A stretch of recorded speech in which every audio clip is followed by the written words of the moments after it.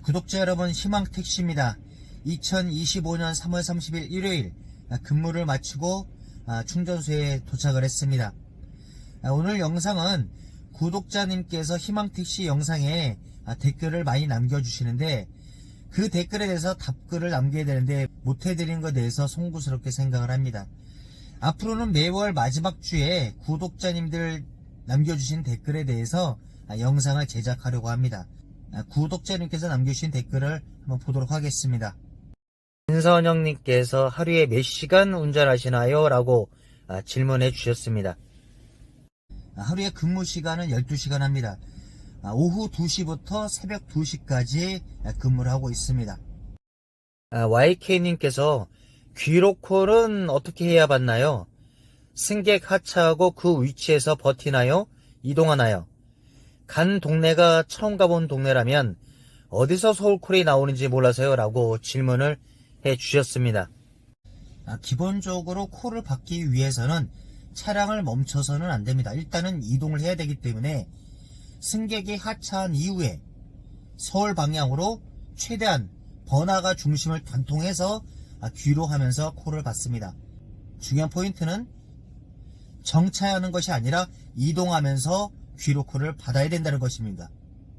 조균상님께서 1톤하고 택시하고 둘 중 어느 쪽이 나을까요? 라고 질문을 남겨주셨습니다. 1톤 화물과 택시 어디가 더 나을까요? 라는 질문이었습니다. 일단 어느 쪽이든 장단점은 있죠. 1톤 화물 같은 경우는 일단 주간 근무를 하기 때문에 정상적인 패턴 생활을 할 수 있다는 장점이 있고요. 수익적인 면에서도 유지비, 기름값이든 유지비를 빼고 400만원 이상의 수입은 가져갔습니다. 그런데 택시업에서 단점이 뭐냐면 휴일이라든가 야간에는 물동량이 일단은 없습니다. 제가 75년생 올해 51살입니다. 제가 개인적인 생각은 50대까지는 화물보다는 택시가 낫다라고 생각을 합니다. 제 개인적인 제 소견은 50대까지의 분들은 그냥 택시가 낫다고 보고요. 차포 다 띄고 하루에 10만원 정도 수입을 가져가는 것에 대해서 만족을 한다면 60대 이상의 선배분들이 하시는 게 맞지 않나 라고 저는 개인적으로 생각을 합니다. 바람의 언덕님께서 희망택시는 일반 카카오인가요? 카카오티 블루인가요? 라고 질문을 남겨주셨습니다. 아마 희망택시 영상을 아마 처음 보신 분 같습니다. 희망택시 박기사는 현재 비가맹 일반 택시를 운전하고 있고요. 인천에서 블루도 일단 승무를 했었고, 일단 비가맹도 승무하고, 서울의 상경에서 서울택시 도장 깨기라는 영상도 제작을 했었습니다. 지난 영상을 시청하시면 많은 도움이 될 거라 생각을 합니다. YK님께서 택린입니다. 직접 결제하면 쉰다고 하셨는데 이게 무슨 의미인가요? 자동 결제는 못 쉬고 요금 입력 때 직접 결제 때 입력하고 휴식 후 입력한다는 것인지요? 라고 질문을 남겨주셨습니다. 3년 전 카카오콜 많이 받는 법에는 영상을 제작을 하면서 수락률과 콜 멈춤의 중요성에 대해서 방송을 했었습니다. 그 이후에 많은 분들이 영상을 참조해서 현재 영업을 하고 계십니다. 근무를 하면서 중식도 하셔야 되고 저녁 식사도 하셔야죠. 근데 그렇게 되면은 콜 멈춤을 해야 되는데, 지난 영상에서 제가 말씀드렸다시피 식사를 하실 때는 콜 멈춤이 아니라 아예 퇴근하시고 편하게 식사하시면 되고요. 근데 그 이후 시간에 휴식을 취한다든가 화장실에 갈 때만큼은 콜 멈춤을 분명히 최소화해야 됩니다. 그런 방법은 콜은 계속 이어받기로 들어오고 있는데 콜은 멈출 수 없지 않습니까? 그런 경우에 가장 할 수 있는 방법이 직접 결제일 때 목적지에 도착을 해서 N미터기에 일단은 승객 요금은 정산을 마치고 화장실을 갔다 온다든가 휴식을 취한 다음에 카카오 직접 결제권에 대한 거를 종료를 한다는 뜻입니다.